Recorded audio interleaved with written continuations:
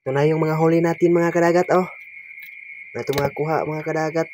Apagadoy, oh, buraw, kitong, tapos may ahaan pa tayong huli, oo. Ayan, oh. Doon tayo sa medyo malalim-lalim na, oh. Nakahuli tayo ng ahaan, tsaka ito, mayroon pang isang kitong. Ayan, oh.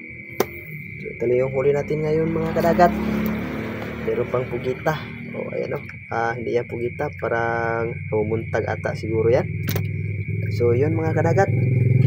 Kaso lang nahulog yung ating flashlight, kaya bigla tuloy akong natakot pagpunta sa kadaplinan kasi wala nang liwanag, kumukurap-kurap na talaga naman ako.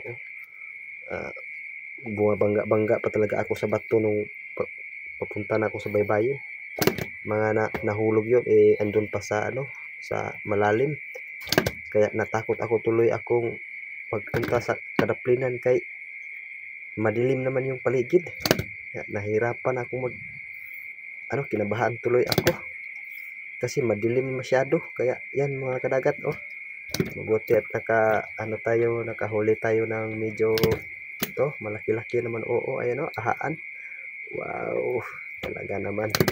Maraming thank you sa ating yung ating kapay na ginawa. Medyo nakachamba. So, yun mga kadagat, oh, maraming thank you.